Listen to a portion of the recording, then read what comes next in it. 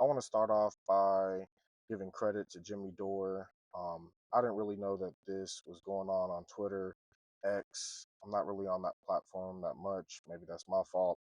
But Eric Weinstein, somebody who I've seen on the Joe Rogan show, the Lex Friedman podcast, and the Chris Williamson podcast, definitely knowledgeable on a lot of various topics. His long form content is just, eye opening. But he's been pretty upset with the whole H1B visa. He has literally challenged Vivek Ramaswamy. Um, I think it's great. Um, not really a big fan of Vivek. I think he's kind of like a grifter, but you know, hey, that's what happens when you're a big farmer, pump and dump kind of guy. But this obviously all started when Vivek kind of got on Twitter, was talking about, Boy Meets World. Um, Americans are essentially just lazy, mediocre, you know, and that's the reason why, we need to import foreign labor. And of course, in other videos, I've kind of given my perspective on the H1B visa kind of being just indentured servitude. It's not necessarily the best visa compared to like the O1 visa, as far as like exceptionalism, but kind of want to keep on what Eric is saying. Definitely day after Christmas, he kind of really got on X and was just kind of airing Vivek Ramaswamy. So, spoiler alert, skilled immigration is a political football. It is a evil system designed by conspiracy from our science complex that brings us great people to displace our own great people, which is supported by great people and fought by great people. Um, all the major voices I see on this so far are in some superposition of wrong and not wrong. Note to my friends, with the incoming administration, it will tear you apart if you don't know where it came from and what it's designed to do. Um, of course, he goes on and says, "Word to the wise, it's designed to tear good people apart. Don't fall for it." We're not going to go to this link that he, you know, posted, but if you want to look at that link later, there it is. Um, so this is kind of what he had said back in January 2021. This is the most important people in the U.S. history. Miles Boylan, you are all but unknown, but it would be an honor to have you as my guest on the portal. So, he's kind of referencing, he reshared that on December 26th. Those debating H1B and skilled immigration should talk to this intellectual father, a quiet man of which you will likely have never heard. There is one hell of a conspiracy story to tell around where this came from. Would consider doing a podcast to stop my friends from fighting. So then this is where everything kind of gets interesting. Um, he said to Vivek's tweet, with us pretty much just being us as Americans being lazy. I love this. Do you want to fill an entire stadium debating this with me? I'm so game for America. You love this place, so do I. We don't know each other. I'm US born, STEM PhD with some background in this issue in the sciences. Dance with me. Honestly, I think Eric should take it a step further and just have a full on debate, um, even with Elon Musk. Why not? Um, he keeps going, and so he goes on December 29th and says, "So, Vivek, let's debate your ideas about why these programs are controversial. Everyone sane in the US wants a strong America. My contention is that these programs were designed to weaken us as a STEM powerhouse to save money for employers. Let's debate this out." Question no. A growing influx of foreign PhDs into U.S. labor markets will hold down the level of PhD salaries to the extent that foreign students are attracted to U.S. doctoral programs as a way of immigrating to the U.S. Photograph from the secret NSF study that led to the H1B visa. To the extent that the issue is inadequate pay, parentheses, as just described, and a continuation of current trends may actually exacerbate these trends to the extent that the best U.S. citizen bachelorettes are choosing to avoid doctoral studies. More room will be available for qualified foreign students. A growing influx of foreign PhDs into U.S. labor markets will hold down the level of PhD salaries to the extent that foreign students are attracted to U.S. doctoral programs as a way of immigrating to the U.S. Um,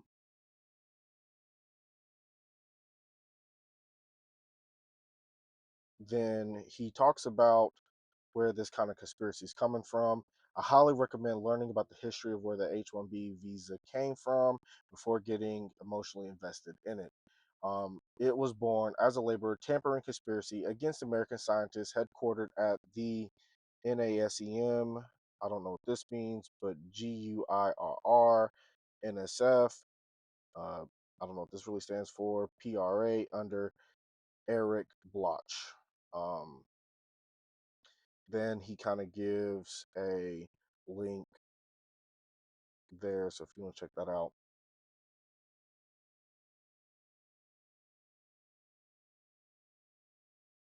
So, but he's not done yet. Um, Vivek, of course, he goes back yesterday. He's like, Vivek, this hurt a lot of Americans. I invited you to a public debate about your claims. As I have been fighting this insinuation of inferior American values in STEM for 35 years or more. It's a myth that came out of the NSF and the NASEM. Let's debate this in public on camera. The claim that American is inferior in STEM is calumny. What is what is true is that Americans in STEM behave like Americans. Our own scientists aren't going to act like employees. Our engineers aren't going to say, whatever you say, boss. We aren't lining up to sign your DEI oaths. So I think that is one of the things that's kind of missing from a lot of the debate. Um, you get these visas. Um, once your employment once your employer or your boss or whoever gets these visas for this foreign person, once that's over with, you're laid off, you're fired. um, Pretty much you have to go back to your country of origin, especially if you can't find another job willing to pay for the same visa. So now you're really perpetuating indentured servitude. You can pretty much max out hours, lower the pay, kind of give less incentives, less benefits. It's just a whole, so pretty much just a way to suppress American wages. If you really wanted somebody who's exceptional, like Albert Einstein, then yes, you would look for more like an O1 visa. And then the issue is these visas don't provide a pathway for citizenship. So even if somebody is exceptional, i.e., like Elon Musk or you know, um, you know, kind of like Albert Einstein, then it almost becomes extremely difficult, near impossible for them to become citizens. So of course, the argument is we want the best of the brightest. Um, we want to be able to retain them so that other countries don't retain that person. So with that being said, if you truly wanted to do something like this, then hey, maybe say you do 4, 6, 10 years, you work, you do what you have to for this company, and then because you've added so much value to this company, so much value to the American system, then we're not going to offer you green card or citizenship. But that's not necessarily what's happening. So it's just a big limbo. then you've been here for so long. Inflation, do you want to buy a house? Do you want to start a family? A lot can happen in 6 years. I think the H1B visa is about a 6 year term. So a lot can happen. Let's say you're in your mid 20s, then, you want to start a family, or you want to buy a house, you want to buy a car. It's just a whole system to really allow business owners and the oligarchs, especially the tech oligarchs, to suppress wages and, make more money. But that also kind of leads me into, yeah, he kind of stopped after that. I mean, of course, you can get on here and follow him on X, but there was more from Steve Bannon. He's kind of going after Elon Musk. I think that Elon Musk and Vivek, maybe even with Steve Bannon, should debate this topic. Um, Steve Bannon is obviously on the side of that this is indentured servitude. Americans are exceptional. America as a nation is exceptional. We are inventors, creators. We're the best and the brightest. And of course, he has made the claim that, if you are truly this, intelligent person, then, we should retain you as well. Of course, people like this Steve Bannon, he's the boogeyman, he's far right. Um, I do know one thing about Steve Bannon. He's very much a nationalist. He's very much America first. Um, and I think that Donald Trump had so many problems by 20, in mid 2016, 2017, and beyond, even with this recent election, is because he kind of drifted away from Steve Bannon. Um, just looking at it from a political perspective, Steve Bannon has his ear to the ground. He knows what's going on with the base. He knows the grievances. He knows some American history. He knows what people are discussing behind closed doors. And I think that Steve Bannon is more closely aligned with the base than this fake populism that's being perpetuated by the Republican Party. I do know that Steve Bannon is conservative, but being a conservative doesn't necessarily make you Republican, you know, and Republican doesn't necessarily make you conservative. So let's just kind of look at what he had said recently with his sparring match with um, Elon Musk. Obviously, I want to give some credit to Due Dissidents. They are also on YouTube, but here we go. So we just got into the rank and file MAGA backlash against Elon Musk following his forceful support of H1B visas. You know who really has a problem with that is Steve Bannon, who's on Getter, apparently. Doesn't bother with X, apparently. Someone please notify Child Protective Services. Need to do a wellness check on this toddler, referring to Elon Musk. So here's one piece of sound from his Bannon War Room show where he lays down the law, and then we'll play a slightly longer one. You're trashing of the MAGA movement. You're calling the MAGA movement racist. How dare you? With the coalition now is starting a bill. We have African Americans and Hispanic families, African American men, finally starting to red pill and awaken. And at that moment, you're going to throw the racism card out? Are you kidding me? You think we're going to tolerate that? We're not going to tolerate it. And I don't care. In that regard, I don't care how big a check you wrote. All right. First shot across the bow. Here's the second one. Here's Steve Bannon. They want a tech feudalism. Where we've been hearing a lot of that. Here it is from the mouth of the recently released Steve Bannon. 0 F's left to give, letting it all hang out. Here he is. Racism. When we talk about racism, let's be blunt. It's racism against blacks, Hispanic, and the white working class. They think people, these tech oligarchs, and what they want is they want a tech feudalism. You have to go back to the Middle Age, to the Renaissance. This is what they want. They want a network. They don't want a nation. They want a network of which their company or their system or their algorithm is at the railhead. We've had rule by nerds, as Poso pointed out yesterday. It did not work, and we're never going back to that. We're going to win this. Let me repeat.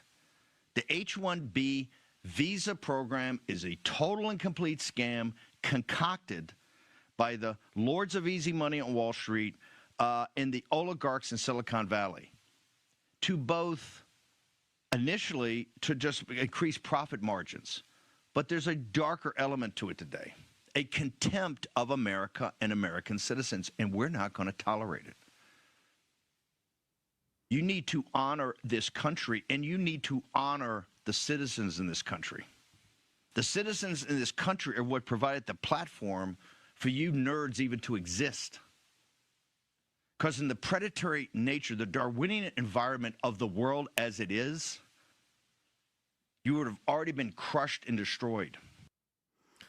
Okay, so here we see what made Steve Bannon so powerful during the 2016 Donald Trump campaign and what makes Trumpism resonate to this day. And don't get me wrong, I'm not endorsing Steve Bannon or everything he says, far from it. You know, he is a very, very mixed bag. I mean, he refers to China shill. Just gave Steve Bannon is not a China shill, to put it mildly. He refers to the modern Chinese government as comparable in evil to Nazi Germany. So, like, look, he has a lot of views that I find to be, quite frankly, a bit unhinged. But he is a legitimate right-wing populist. To the extent that there can be a right-wing populist, that articulation is it. That is the embodiment of it. Rightfully saying that what Elon and Vivek want is tech feudalism. How many times have we heard that come up over the past couple of years? And there he is, fresh out of the can, pulling that phrase out. He can't stand Elon Musk. Bannon represents what made Trump so potent in 2016. It was when Steve Bannon was brought onto the Trump campaign in 2016 that the Trump campaign ship was righted. He came on in mid-August and basically won the race for them. And that really crystallizes his appeal right there. Like I said, it's in no way, shape, or form an endorsement of all of Steve Bannon's views, but he crystallizes that class rage that exists within MAGA. He has his finger on the pulse of that better than anyone in Trump's orbit, far better than any of these modern like influencers like the Jack Posobics or the Charlie Kirks. He is the real deal in that sense, and you could see it there. And he represents the rage of that Twitter mob that says, like, no, we're not tolerating this. We don't care how rich you are. We don't care how big a check you wrote. We've been in this movement from the beginning. You're a Johnny-come-lately. You signed on in mid-July after Trump got shot in the ear. He voted for Biden, right? Yeah, he did. Elon voted for Biden. He Yeah. did vote for Biden. Yep.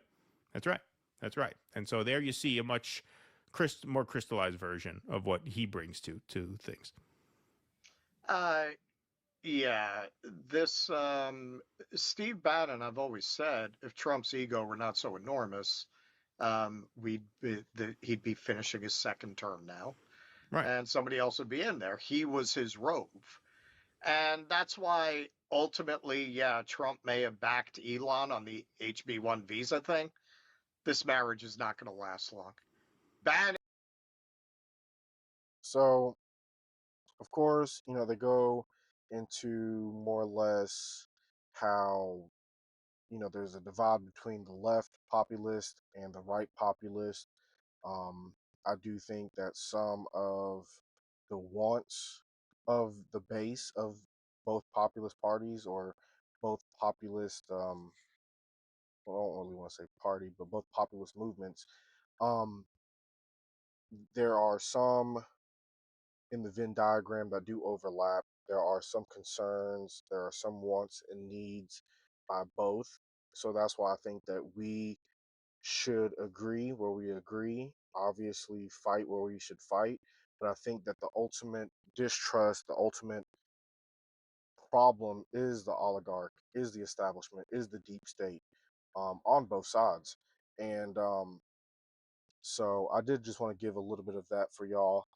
Um, Definitely, I never would have thought that I'm here agreeing with a lot of Steve Bannon. Um, uh, there's some things that he has said over the years that I do agree with. I know everybody says, he's far right, but maybe he's on the right. But this time, when it comes to this issue, he is definitely right. So if there's more coming up on this disagreement, but honestly, I think would be awesome. I don't know if it can happen. I know that on Jimmy Dore's show, he definitely offered to facilitate a debate between Eric Weinstein and Vivek, and I can't remember the co-host name for Jimmy right now. I know that this guy Russell Dobular, I think he's been on Jimmy's a couple times, but neither here nor there. I would love to see. Well, the co-host, back to what I was saying, the co-host did say that he kind of tagged Joe Rogan to it. I think that'll be a great platform as well. Joe doesn't really interrupt. Obviously, he asks very powerful questions, very and he's pretty balanced when it comes to interviewing others or asking questions. So I think that'll be a great. But honestly, if I was going to put money on it, Eric Weinstein is going to pretty much maul um, Elon Musk and Vivek, especially Vivek. I think Vivek is kind of like a grifter. I think he doesn't really have the base down when it comes to like MAGA. I think he understands certain talking points. I think he understands certain topics that can gin up the base. But I don't think that because of everything that he's been through in his life, I don't really think that he would be able to understand the populist movement on the left and definitely not on the right either. Um, but either here or there, in a perfect world, I got money on Eric Weinstein. And even in a perfect world, I would love to see Eric Weinstein and Steve Bannon together, tag team Vivek and Elon Musk. Can it happen? If it does happen, you know, I know where I'll put my few couple dollars. I'm not a gambler, but if it was to happen, I might gamble that day. But it's December 31st, so y'all have a good New Year's. Y'all be safe, and hopefully we get some good content for 2025. Peace.